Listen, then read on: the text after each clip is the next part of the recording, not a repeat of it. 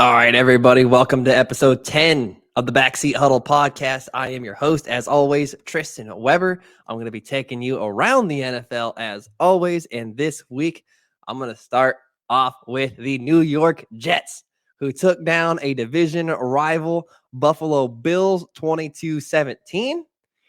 And I am totally not prepared to say that the Jets are for real. Division games are like this. They're weird and they always have been, and they are very hard to predict, and weird things often happen. We have seen this before in a divisional game where anything can happen and the lesser of two teams makes a couple plays and wins the game. This is absolutely not a new thing. And I still have plenty of concerns about Zach Wilson. He remains a question mark in a quarterback league. He is still statistically the worst quarterback when he is under pressure. And to double down on that, Zach Wilson's stat line on Sunday against the Buffalo Bills was he went 18 of 25 for 154 yards and one touchdown.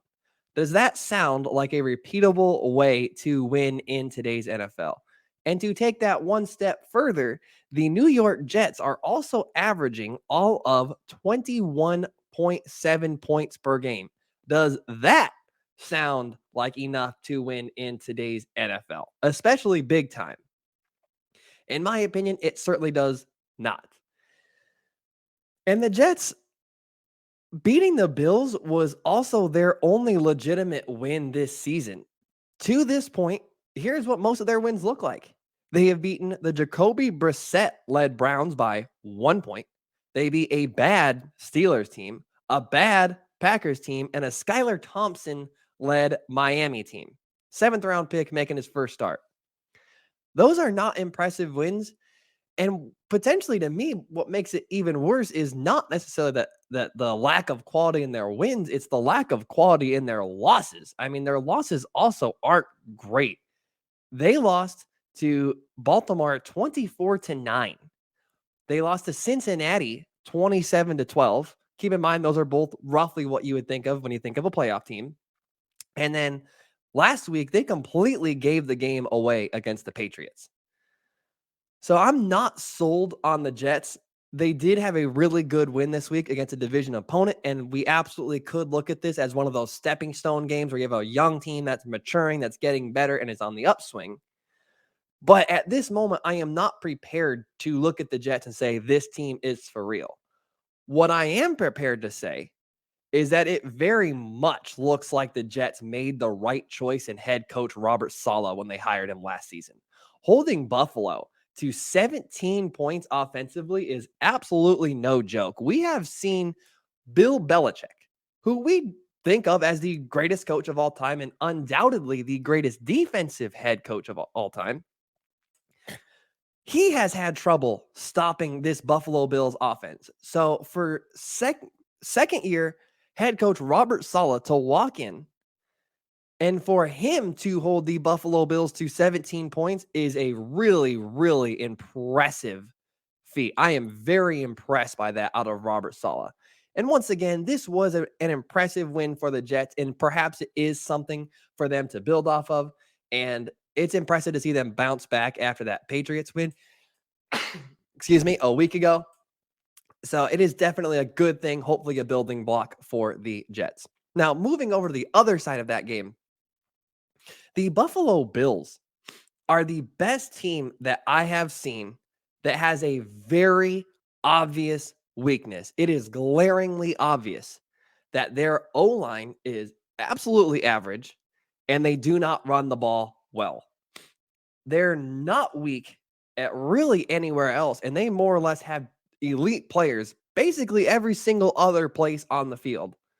But the Jets push them around up front all day long. And the Jets also, it looked like they outmatched them on the defensive backfield versus the Buffalo Bills' very talented wide receivers. Now, as a result of having a weak running game and a not great offensive line, the Bills are shockingly Josh Allen dependent. If he does not go, the Buffalo Bills do not go at all. And that has to be somewhat unsettling if you are a Buffalo Bills fan, because most other elite teams, we can look at them and say, hey, if their main thing does not go well, they have something to back it up. An example of that would be the Kansas City Chiefs. If Patrick Mahomes, for whatever reason, this isn't usually the case, is having an off game, they have a running game that they can typically lean on. We've seen them pile up a lot of yards, like against the Buccaneers, where they piled up a lot of yards on the ground. We've seen that second element to their offense. We definitely cannot say that about the Buffalo Bills. There is an argument to be made that that's just how the NFL works. The team goes as the quarterback goes, but that's an issue when your quarterback is your passing game and also your running game. Josh Allen oftentimes is the Buffalo Bills running game. They lean on him a ton. They very clearly do not have anyone else that they on their offense that they feel they can trust in crunch time. And it's really strange because the Buffalo Bills, even when their running game with their running backs is going well, they take the ball out of their running backs' hands shockingly quickly. Like even against the Packers, they were running the ball. Their running backs were running the ball very well in the first half, and then they just went away from it in the second half. They went back to running Josh Allen over and over and over again. So it's very strange how quickly this team is willing to get away from their running backs running the ball. So moving on from that, the Tampa Bay Buccaneers took down the Los Angeles Rams 16-13 in a game that absolutely should not have been on national TV. The Seahawks versus the Cardinals, which was on at the same time, was actually the much better game. But after watching or during watching that game, I cannot believe both of these two teams, the Rams and the Buccaneers, met in the divisional round of the playoffs last season. The Buccaneers and the Rams were arguably the best two teams in the NFL last season, and they both entered this game with a losing record, and they played this game like they both had a losing record. This was a rough football game to watch. Nothing in that entire game looked easy. Nothing was impressive. It was extremely low scoring, and that's not always necessarily a bad thing. I mean, there was a time, in the early to mid 2000s when a defensive football game was totally a thing. And, there was just like the Pittsburgh Steelers and the Baltimore Ravens where they just didn't score a lot of points. The defenses were really good. This was absolutely not that. It was just poor everything. And Tony Romo kept mentioning how poor the Buccaneers were playing. He kept basically saying that it's the most inopportune this. They always have this happen at the worst times. And it's just rough to watch. Nothing in this game looked good at all. And it's really sad because the Buccaneers and the Rams should be two of the best teams in the NFL. I mean, these teams have too much talent, too many good players, and they should be significantly better than they are right now. And it's really sad. And the Tampa Bay Buccaneers, especially, are an indication of how much coaching matters. A great example of where the Buccaneers are at right now is the New York Giants. If we look at the New York Giants, if we look at both of these rosters, the Buccaneers and the Giants, and we just look at the rosters, who do we think is the better team? It is very easy to point at the Buccaneers and say, hey, it's probably them. But the New York Giants are a winning football team, and the Tampa Bay Buccaneers right now are not. It is very obvious that this team is at a coaching deficit in most of the games they played. And it's really sad because this very well could be Tom Brady's last season, and they just aren't polished and they aren't that good right now. Gonna kind of keep following that train. I am tired of watching bad football. This season has been one of the worst I can remember. And maybe, like I said, it's because I'm a Tom Brady fan and the Buccaneers are playing awful, but it just feels like there are no truly elite teams. And I don't mean that to be disrespectful to the Philadelphia Eagles, who are 8-0, but right now, let's just call it how it is. The teams they've played on their schedule are a little bit unproven. I mean, I'm going to give the Philadelphia Eagles their flowers because it's not as though they've been losing close games. For the most part, they have been winning fairly substantially against teams that are obviously not as good as they are, which is not an easy thing to do against any football team. So the Philadelphia Eagles are very good. And I don't mean this to be disrespectful towards other teams as well, the NFL just isn't that great right now. Like somehow we are 9 weeks into the season and Geno Smith and the Seattle Seahawks are somehow the second most exciting team to watch in the NFC. The NFC in general kind of stinks right now, but so does the entire NFL. And I'm sorry to my Spotify listeners for this, but look at this. Is this the NFL that you guys are used to? There it is. That's the run play. Inside the 20. Falcons say Eckler was not ruled down. Ball comes loose again. He's dealing with the hit. So they got the offense out there right now. On fourth down, Murray staying on his feet, and he picks it up. But he lost the ball. And does this look like the NFL you're used to seeing? I can't help but feel like the NFL right now just is not good. Everything about it feels below average. And when I was writing this, when I was getting ready to film this, I was writing this segment out. I just finished the Jets in the Bills game, which wasn't that good. And I was in the middle of watching the Bucs and the Rams. And I was thinking to myself, hey, you know what? The NFL's not that great right now, but at least we still have the Chiefs. And then the Chiefs went out and they didn't even play that well. This season has been so underwhelming. And the best way I can kind of point it out is in the biggest game of the season, the Bills and the Chiefs. We think these are the two best teams in the NFL. 24-20. That's the game that we got with the two best teams in the NFL. Really, the average score of games last season was 28-24. Moving back to the NFC for just a second, the NFC right now is really, really weak. The second place team in the NFC right now is the Vikings. Do we really believe in the Vikings? Do we really look at them as a legitimate threat to win the Super Bowl in the NFC? The Kirk Cousins-led Vikings. I'm a Michigan State fan. I am a Michigan State fan. I want to believe in Kirk Cousins, and I don't even believe in Kirk Cousins. The two best teams in the NFC right now are the 8-0 Philadelphia Eagles, who once again are legit, and a 4-4 team in the 49ers, who everyone hates their quarterback. Those are the two best teams in the NFC. And the problem is I can't even look at this season as a passing of the guard type of season. You know, we're seeing Tom Brady's team is down, Aaron Rodgers' team is down, Matt Stafford's team is down. Because who's really playing well enough this season that we feel like they are going to be taking the torch, if you will, from those guys? We've seen Josh Allen. We've seen Patrick Mahomes. We've seen Dak Prescott. The only one who's really, really taken a step this season is Jalen Hurts. And we're watching Justin Fields out in Chicago, and we're thinking that he's going to be for real.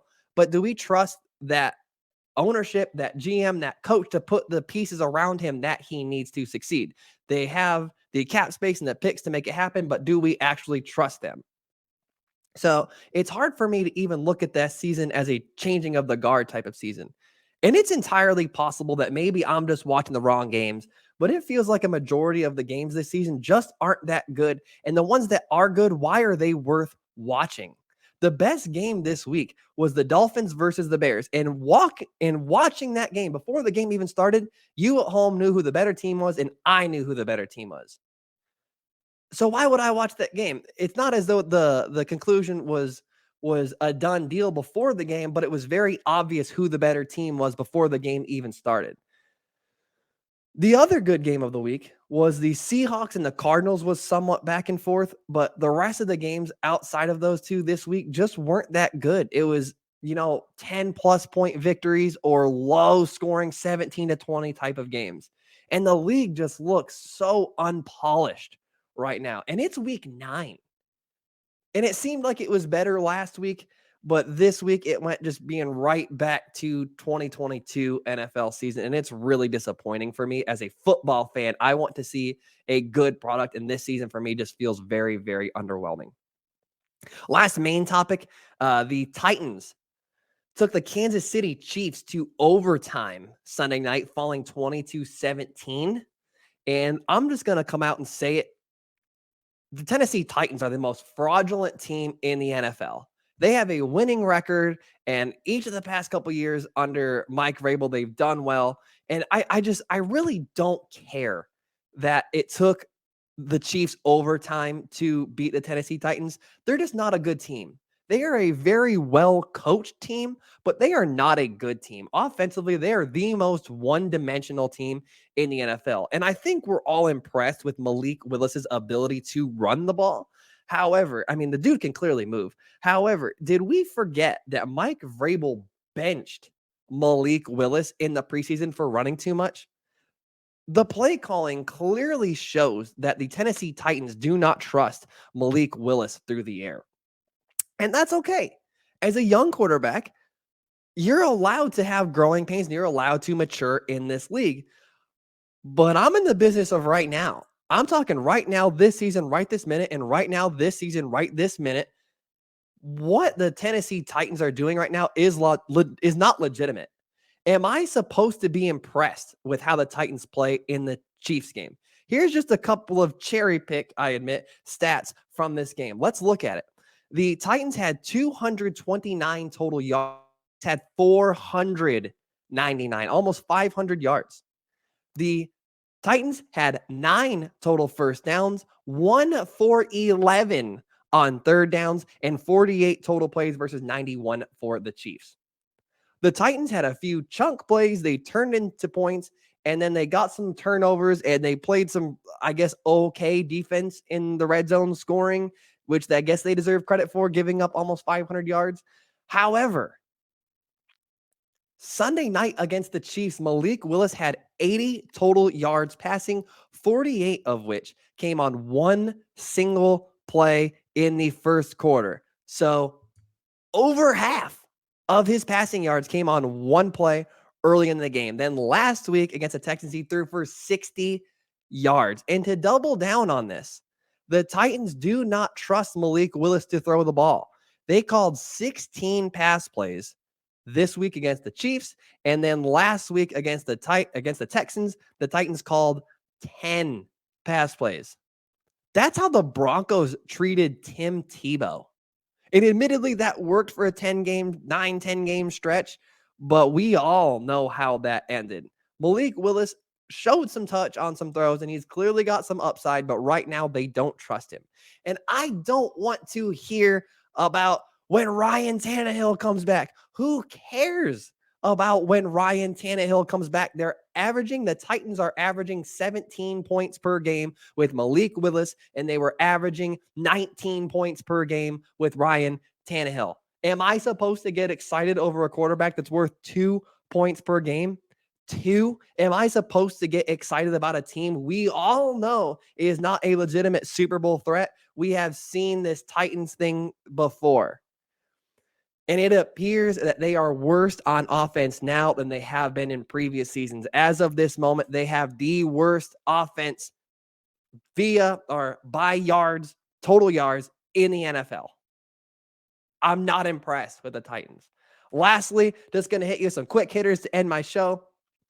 Something I don't see people talk about is punt blockers running up with their hands just straight up is the most hilarious thing in the world. And I feel like I'm the only one that finds humor in it, but I wanted to bring it up because I think it's hilarious.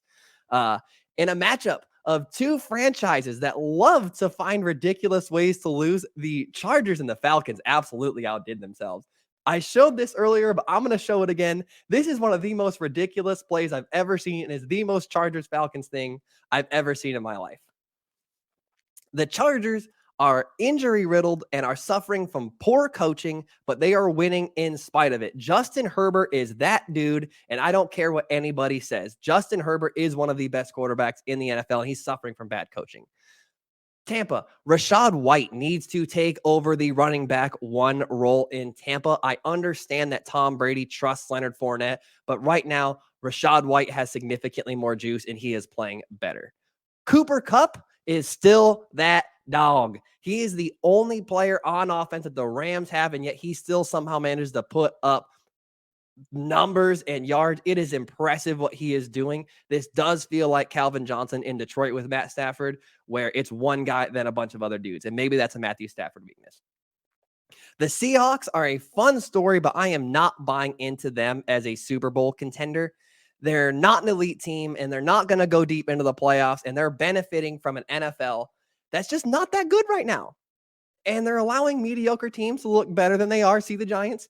That said, 90% of the league can't figure out a way to win consistently right now, and the Seahawks are doing exactly that. They are consistently winning, so maybe I'm stupid on this one.